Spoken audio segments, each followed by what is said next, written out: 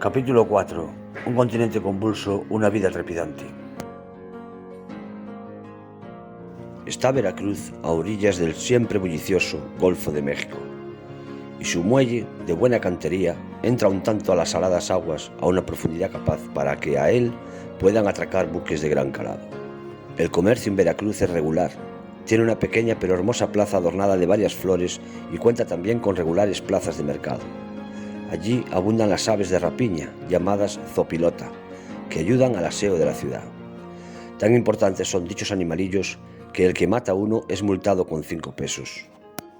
Sus alrededores animadísimos en las tardes de verano, pero ya cuando el sol cesa de arrojar sus rayos ardientes y se esconde en los anchurosos mares.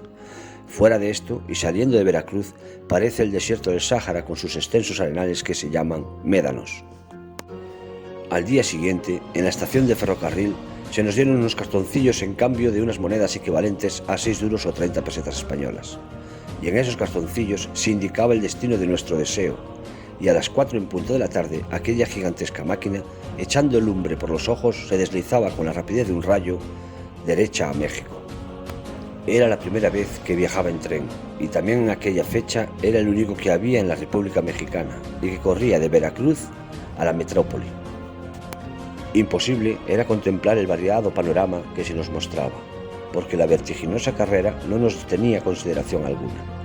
Pasamos una tras otra las estaciones sin detenernos más que aquellos momentos precisos de reglamento, hasta que después de haber subido a la empinada cumbre de Maltrata, pasando puentes y varios túneles y haber atravesado las inmensas llanuras de Apán, cubiertas en toda su extensión de magüeyes, que constituyen una fuente de riqueza que se extrae en la guisa del licor poco agradable, pero muy solicitado por los naturales del país y algunos extranjeros. Como mi viaje lo hice en diciembre, yo que venía de un país tan cálido como Puerto Rico, donde ni tuve tiempo para proveerme de ropa, ni sabía cuál era la temperatura de México, sentí mucho frío. El ronco anunciador o silbato de la máquina avisaba la próxima llegada a la capital de la República, la Gran Tenochtitlán, que quiere decir la Señora de los Lagos. En México pregunté cuál de las dos ciudades estaba más cerca, su Querétaro o Cuernavaca, y como de seguro aquel a quien yo pregunté sabía tanto de geografía del país como yo, me dijo que Querétaro estaba más cerca. Por lo que puse un parte telegráfico a mi tío Constantino Nandín, que estaba en Querétaro, para que me dijera lo que debía hacer, y me contestó que tomara la diligencia o coche correo y me fuera a su lado. Entre ellos iba uno llamado Roque Izquierdo, natural de Teruel, provincia de Aragón, en España, que dijo ser dependiente de una casa de comercio en Guanajuato. Me habló algo sobre negocios mercantiles y me ofreció comunicar a su jefe mis deseos de colocarme en alguna negociación. Por fin sonó la hora de la partida y 6 fogosos caballos arrancaron nuestro coche, haciéndole volar por las calles de aquel grande pueblo. Como relámpago, pasamos una tras otras hasta salir a la grande llanura, que se extiende en toda la vía. Estaban los caminos casi intransitables por las abundantes lluvias de aquellos días.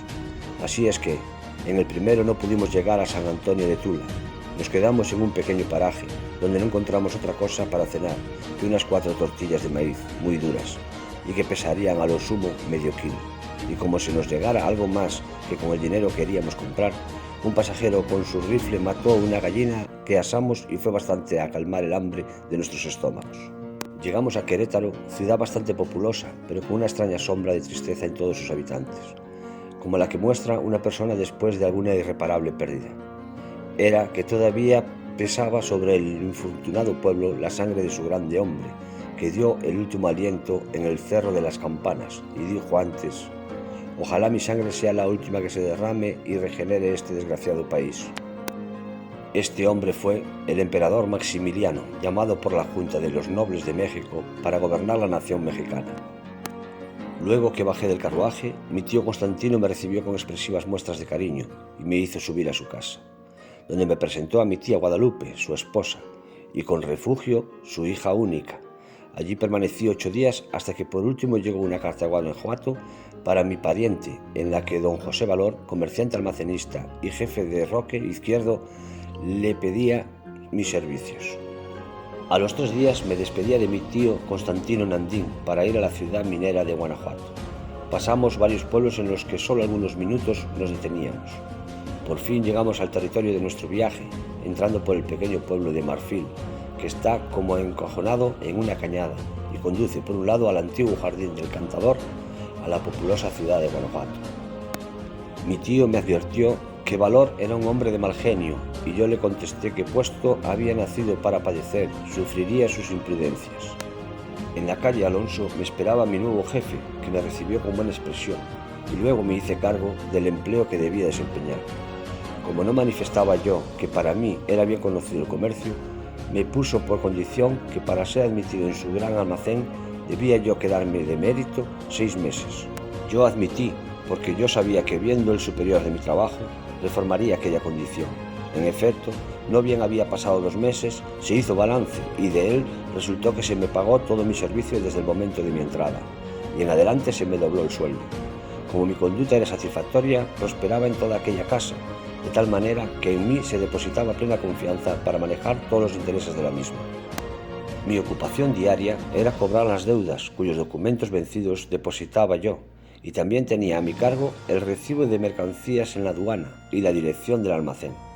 Luego establecí un invariable método de vida. Regularmente me levantaba todos los días a las 4 de la mañana, y como estaba abonado en la casa de baño, temprano me zambullía en un tanque de agua fría. Luego emprendía yo el paseo al lugar llamado La Presa, al que me acompañaban 2 ancianos, uno llamado Sabino Issa, de la provincia de Navarra, en España, y el otro era asturiano, el navarro.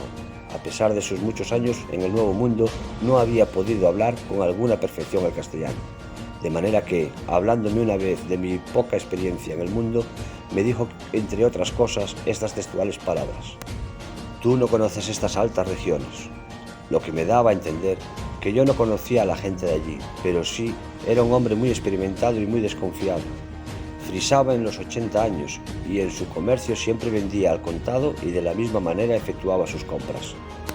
Luego que volvíamos del paseo, que sería a las 7 de la mañana, y después del desayuno, abría el almacén y revisaba los documentos para el cobro de aquel día. A la hora conveniente, me metía en mis bolsillos unos 4 puros y una cajetilla de cigarros, de la fábrica del Gatillo en La Habana, y propiedad de Ibuzquiza y compañía, de cuya casa era la sucursal. Los domingos yo estaba abonado al teatro, única diversión que me entretenía, y después de determinada la función, que por lo regular terminaba a las 9 de la noche, me iba derechito a mi almacén. En 3 años que estuve en Guanajuato, nunca me junté con ningún picarillo de aquellos que abundan en las grandes poblaciones.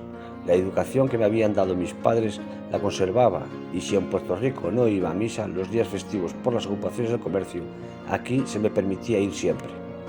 Y así, provisto, me iba a la aduana. Como allí pronto me hice amigo, pasaba las horas muy bien, o si no había que hacer, me iba a cobrar y casi siempre recogía alguna regular cantidad. Solo una vez me llegó a molestar un deudor y me enojé mucho con él. Así como crecía en años, iba también pensando en mi porvenir y me fijé en casarme. Por fortuna encontré una joven de una familia muy honrada llamada Luisa Márquez, hija del señor don Rafael, del mismo apellido.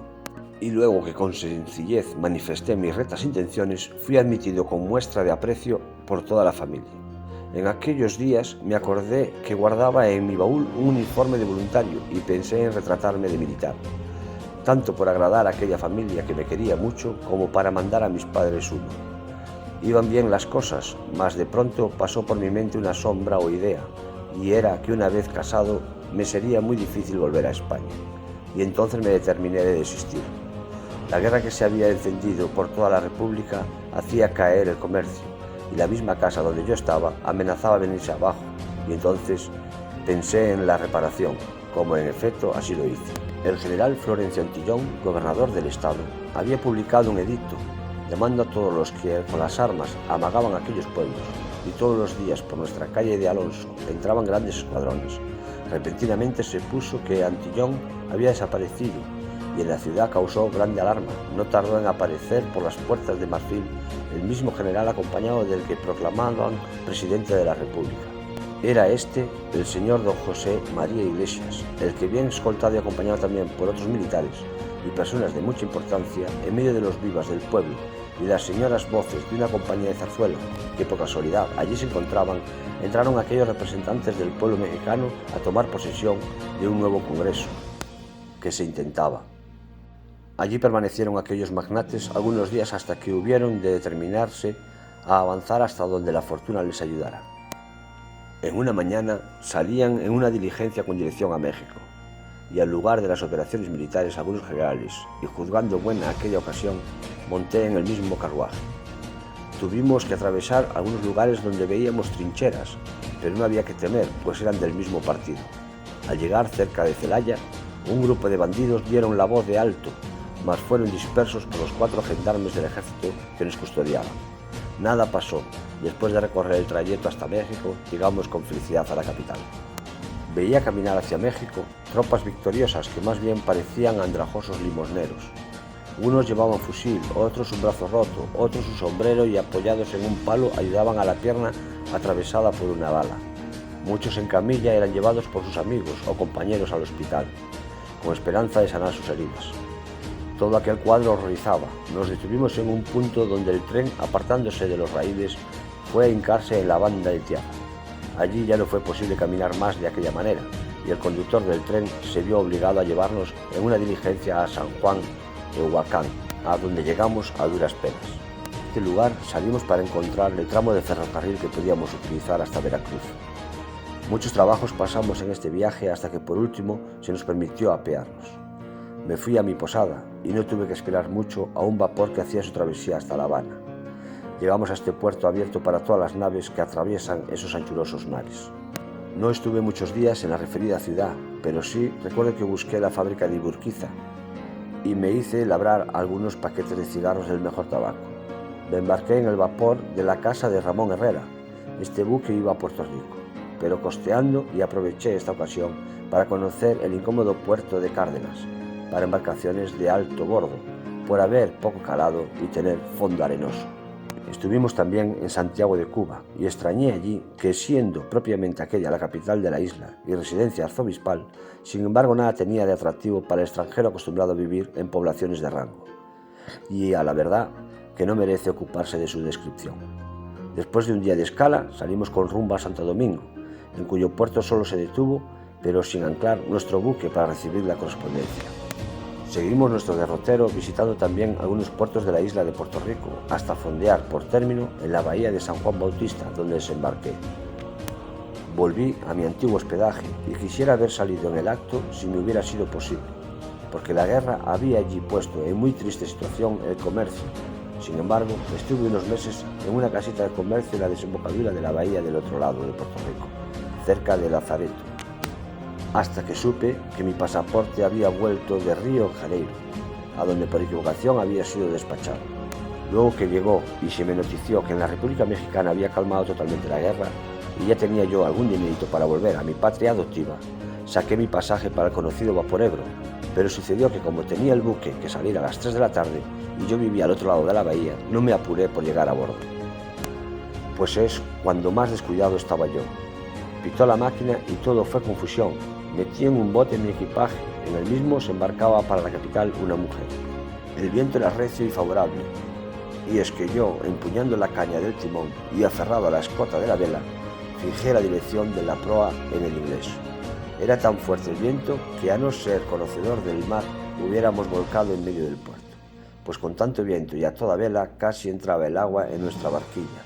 No pudiéramos abordar porque los ingleses no tienen miras de consideración alguna. Por fin regresó otra vez el Ebro y volví a atravesar el mar de las Antillas pasando por la isla Tortuga y cruzando de nuevo el agitado Golfo de México. Desembarqué en la muy pintoresca Veracruz y volviendo a trepar al tren, en el mismo día llegamos a las 8 de la noche a la Gran Tenochtitlán. Y entonces me resolví a seguir hasta la capital. Luego que llegué manifesté al consignatario lo ocurrido y quedó aplazado mi viaje para la vuelta de Veracruz. Cuernavaca es la población donde vivían mis tíos y tanto de esta ciudad como del parentesco que me liga con la responsable familia debo hacer una regular descripción. Cuernavaca es una ciudad de las más antiguas y aristocráticas del sur de México, con rumbo al Pacífico, en el estado de Morelos. Es la capital del estado y la del obispado, de su nombre. Sus calles, en lo general, tortuosas, angostas e inclinadas debido a la desigualdad del terreno. Su temperatura cálida, por cuya razón en el invierno salen los puntos fríos muchas familias a pasar en Cuernavaca la temporada de la estación fría, porque allí es más suave. Allí puse un telegrama a mi tío Domingo Nandín, quien libró por el alambre eléctrico orden de que tomara la diligencia sin demora. Y los 3 días, a las 4 de la tarde, recibía tiernos abrazos de mis parientes que hasta entonces no había tenido el gusto de tratar. Está la ciudad dotada de abundante agua y tiene pintorescos huertos. El comercio está decaído, tiene una de las mejores estaciones de ferrocarril que se llama Central y corre de México con dirección a Zihuatanejo, aunque no está terminada la línea, pues solo llega hasta el río Balsas, pasando por Iguala. Cuernavaca está rodeada de muchas haciendas de caña, o más bien todo el estado de Morelos produce caña y arroz, que son los productos más ricos de dicha región. Cuenta dicha ciudad con monumentos antiguos históricos, siendo el primero el que se ve en el lugar llamado El Calvario, que es una grande estatua de piedra que representa a la Virgen de Guadalupe, y fue labrada en otro tiempo por orden del mismísimo Hernán Cortés. Hay también en el centro un palacio de la misma antigua construcción, que fue residencia temporal del mismo conquistador, y luego la que es ahora Catedral del Obispado. Todos esos edificios se conservan en muy buen estado. También hasta hace unos 15 años sirvió en la alta torre de la catedral un reloj muy curioso por ser muy sencillo de mecanismo, que todos aseguran fue donación del mismo Cortés, y ha sido sustituido por otro moderno, siendo colocado este antiguo en el Museo de la Nación.